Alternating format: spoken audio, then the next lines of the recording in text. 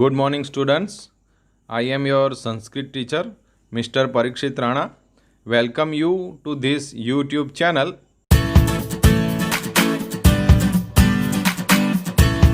Friends, today we will discuss our unit number 13, Gita Amrutam. Gita means Srimad Bhagavad Gita and Amrutam means nectar. So, nectar of Gita. Now, the introduction of this unit. Srimad Bhagavad Gita is a portion occurring in Bhishma Parva of the Mahabharata. So, Gita has been taken from, or it occurs in the Bhishma Parva of Mahabharata. Mahabharata has written in 1 lakh verses, and Srimad Bhagavad Gita has written in 700 verses. So, there are 18 adhyay. So, there are 18 chapters and 700 verses in it, in Srimad Bhagavad Gita. Great battle was fought between Kaurav and Pandav on the battlefield of Kurukshetra. On seeing his kinsmen and friends standing in opposite party, Arjun becomes emotional and feels dejected. So Arjun became very upset on seeing his relatives on the opposite side of battlefield. He gives up the idea of fighting, being afraid of consequences of war. Consequences means the result. At this juncture means mode, is mode par. Lord Krishna, acting as the charioteer of Arjun, advises him what he should do and what not. The preaching of Sri Krishna is well known as Bhagavad Gita in the whole universe. The advice preaching to Arjun is still relevant. The Bhagavad Gita adorns the highest position in the world's philosophy. If everyone would be busy performing his duty without thinking of consequences, the world would be full of happiness. So we should act without the purpose of result. हमें फल की आशा रखे बिना सिर्फ कर्म करना चाहिए. अगर हम ठीक तरीके से कर्म करेंगे तो 100% उसका फल मिलेगा. This is the main principle of Gita. 8 shlokas selected from the Gita are presented here, which successively narrate immortality of the soul, inevitability of birth and death, nature of karma yoga, dignity of learning, type of devotee and their nature, and nature of righteous intellect. All these matter are very significant for personality development of a man. Now the slok number 1. न जायते म्रियते वा कदाचित् न्यायं भूत्वा भविता वा न भूयः अजो नित्यः शाश्वतो अयं पुराणो न हन्यते हन्यमाने शरीरे. So in this slok, Sri Krishna talks us about our soul. Soul यानी हमारी आत्मा के बारे में हमें बता रहे हैं. So न जायते means does not born and म्रियते means die यानी जन्म भी नहीं लेता और उसकी मृत्यु भी नहीं होती. किसकी? हमारी आत्मा की, यानी आर सोल. सो न जायते न म्रियते वा कदाचित means any time. So in the first line, Sri Krishna says that this soul is neither born nor die anytime. Once again I repeat, this soul is neither born nor die anytime. न्यायम भूतवा, न्यायम means न अयम. अगर हम इसकी संधि design करें तो न अयम भूतवा भविता वा न भूयः. भविता वा न भूयः means will not be born again. भूत्वा भविता वा न भूयः means will not be born again. Who will not be born again? This soul, यानी हमारी आत्मा. So the explanation of second line, it will not be born again. So it will not be born again as a soul. वो आत्मा के रूप में फिर से जन्म नहीं लेता है. वो आत्मा हम कभी मरती नहीं है. आत्मा वैसे की वैसी रहती है. हमारा जो शरीर है वो नाशवंत है. शरीर हमारा शरीर की मृत्यु होती है, पर आत्मा की कभी मृत्यु नहीं होती है. हमारे शरीर के अंदर हार्ट में जो आत्मा होती है वो ट्रांसफर होती है एक बॉडी में से दूसरी बॉडी में. Okay.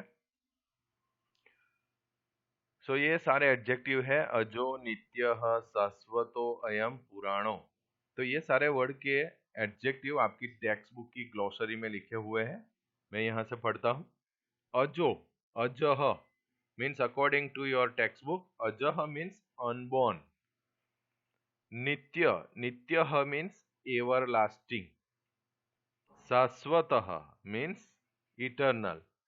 And puranah means having no beginning.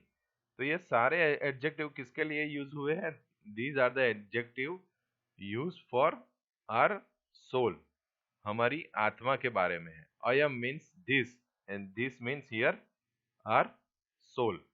So our soul is ajah. Ajah means unborn, everlasting, eternal and having no beginning. न हन्यते हन्यमाने शरीरे. हन्यमाने means when the body perishes. And न हन्यते, हन्यते means does not kill, does not die. हम उसको मार नहीं सकते, उसकी कभी मृत्यु नहीं होती. कहां पर? हन्य माने शरीर. हन्य माने शरीर मीन्स when body perishes. तो when the body perishes it does not die or kill. यानी हमारे शरीर की जब मृत्यु होती है तब इसकी मृत्यु नहीं होती है. न हन्यते, उसको कोई मार नहीं सकता है. न हन्यते मीन्स आत्मा को कोई मार नहीं सकता है. सो न हन्यते हन्य माने शरीरे means when the perishable body perishes, it does not kill or it does not die. Okay. Now the exact translation of this slok. Listen to me. This soul is neither born nor die anytime. It will not be born again as a soul. This soul is unborn, eternal, everlasting, and having no beginning. When the perishable body perishes, it does not die or it does not kill. Okay. Now श्लोक number 2. जातस्य हि ध्रुवो मृत्युः ध्रुवम जन्म मृतस्य च तस्मात् अपरिहार्ये अर्थे न त्वं शोचितुम् अर्हसि. जातस्य means the one who takes birth, या तो फिर the one who is born, और ध्रुव means certainly, and मृत्युः means death. So the translation of this line, the one who takes birth is definitely die. जिसका जन्म होता है उसकी मृत्यु निश्चित है. ध्रुवम जन्म मृतस्य च, and ध्रुवम जन्म मृतस्य च, the one who die is definitely takes birth. या तो the one who die is definitely going to reborn. Okay. जिसकी मृत्यु होती है उसका जन्म फिर से होता है. तो कहने का मतलब यह है कि जिसकी मृत्यु होती है उसका जन्म निश्चित है, और जिसका जन्म निश्चित है उसकी मृत्यु भी निश्चित है। अब ये सारी बातें जब निश्चित हो ही गई है कि जो जन्म लेता है उसकी मृत्यु, और जिसकी मृत्यु होती है उसका फिर से जन्म, तो ये भगवान ने फिक्स कर दिया है, ये निश्चित है, तो फिर हम लोगों को चिंता करने की क्या जरूरत है। यहाँ श्री कृष्ण अर्जुन को यही बात समझा रहे हैं कि हम लोगों ने जन्म लिया है, इसीलिए हमारी मृत्यु निश्चित है, और मृत्यु होने के बाद फिर से हमारा जन्म होगा। ये बात पहले से निश्चित है, तो हमें फिर चिंता करने की क्या जरूरत है। सो नेक्स्ट लाइन, तस्मात् अपरिहार्य अर्थे। अपरिहार्य अर्थे मीन्स अनअवॉइडेबल मैटर। अपरिहार्य अर्थे means in the unavoidable matter न त्वम सोचितुम अर्हसि, you should not be lamenting, या तो फिर you should not be think. So the translation of this line, so you should not, you means here Arjun, भगवान श्री कृष्ण अर्जुन को कह रहे हैं कि you should not be lamenting, you should not be think about the unavoidable matter. जो matter हमारे हाथ में ही नहीं है उसके बारे में तुम्हें सोचना चाहिए नहीं। Okay, once again I translate this two lines. जातस्य हि ध्रुवो मृत्युः, the one who is born is definitely going to die. Dhruvam janma mrutasya cha, and who die is definitely going to reborn. तस्मात् अपरिहार्य अर्थे न त्वं सोचितुम अर्हसि. So you, Arjun, should not be lamenting for unavoidable matter.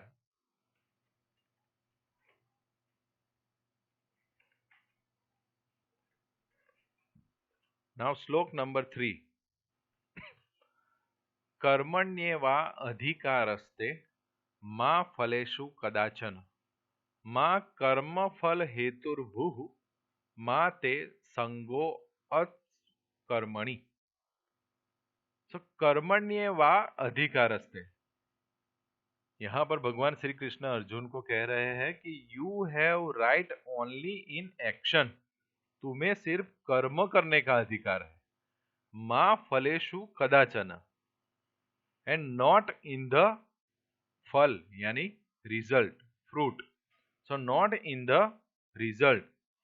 So you have only right in action and not in the result.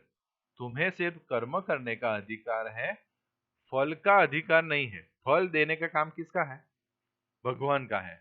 हम जैसा कर्म करेंगे वैसा फल हमें भगवान की ओर से प्राप्त होगा। हम जैसे बीज बोएंगे वैसा ही हमें फल मिलेगा। हम ज्यादा मेहनत करेंगे तो हमारे अच्छे मार्क्स आएंगे, अगर मेहनत ही नहीं करेंगे तो अच्छे मार्क्स नहीं आएंगे। इसलिए यहाँ भगवान हमें समझा रहे हैं कि you have only right in action and not in the result.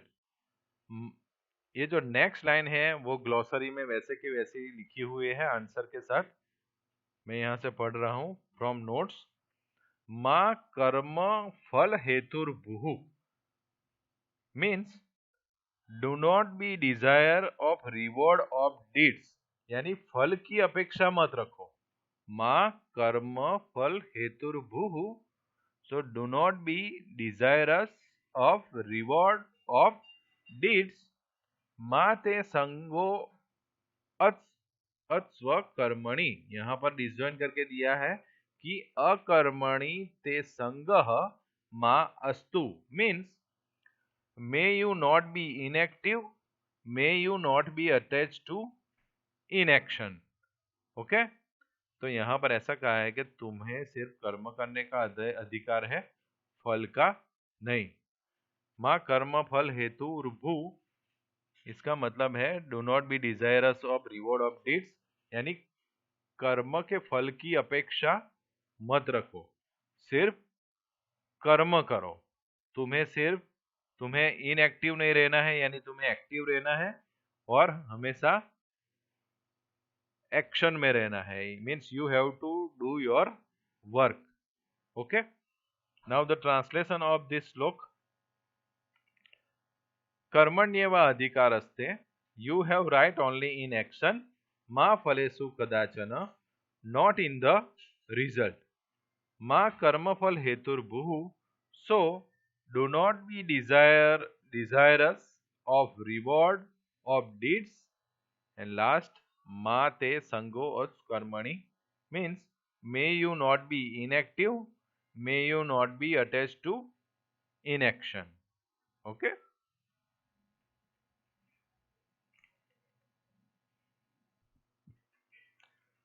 Now श्लोक नंबर 4. श्रद्धावान लभते ज्ञानम. जो श्रद्धावान होता है उसको ही ज्ञान प्राप्त होता है. तत्परः संयतेन्द्रियः ज्ञानम लब्ध्वा पराम शांतिम अचिरेण अधिगच्छति. अब श्रद्धावान लभते ज्ञानम, यहाँ पर भगवान श्री कृष्ण अर्जुन को कह रहे हैं कि श्रद्धावान लभते ज्ञानम मीन्स, श्रद्धावान means faithful. So faithful person attain knowledge. श्रद्धावान लभते ज्ञानम means faithful person attain knowledge. And तत्परः का मतलब आपकी ग्लोसरी में दिया हुआ है फॉलोइंग दैट. एंड संयतेन्द्रिय means it is also written here one who has control his senses. तो हम यहाँ पर ट्रांसलेशन ऐसा करेंगे, फिर से बोल रहा हूं कि faithful person attain knowledge and one who has control his senses following that, यानी अपनी इंद्रियों को कंट्रोल में रखते हुए. ज्ञानम लब्ध्वा, गेनिंग नॉलेज, नॉलेज प्राप्त करते हुए. पराम शांतिम अचिरेण अधिगच्छति. शांति मीन्स पीस एंड अचिरेण अधिगच्छति means eternal peace in a short period of time. para means in a short period of time. So कहने का मतलब है achieve eternal peace. ये पूरी लाइन का मतलब पराम शांतिम अचिरेण अधिगच्छति means it achieve eternal peace in a short period of time. Okay. So फिर से ट्रांसलेशन दिस श्लोक, इस श्लोक का. पराम का मतलब यहां पर आपकी ग्लोसरी में भी दिया है इटर्नल, यानी फॉर एवर. तो भगवान श्री कृष्ण कह रहे हैं कि जो श्रद्धावान लोग होते हैं वो ही ज्ञान को प्राप्त कर सकते हैं. जो अपनी इंद्रियों को कंट्रोल में रखता है वह व्यक्ति ज्ञान तो प्राप्त करता है, ज्ञान प्राप्त करते हुए निरंतर शांति को प्राप्त करता है. उसको हमेशा के लिए जीवन में शांति होती है, कोई भी अपेक्षा उसकी बाकी रहती नहीं है. ओके. सो फिर से ट्रांसलेशन. श्रद्धावान लभते ज्ञानम, फेथफुल पर्सन अटेन नॉलेज. तत्परः संयतेन्द्रियः, one who has control his senses following that. And ज्ञानम लब्ध्वा, गेनिंग नॉलेज, पराम शांतिम अचिरेण अधिगच्छति, achieve eternal peace in a short period of time. Okay, once again I repeat, faithful person attain knowledge, one who has control his senses following that, and gaining knowledge achieve eternal peace in a short period of time. Okay. So thank you very much for listening this video. The next remaining verses number 5, 6 and 7 we will discuss in next part 2.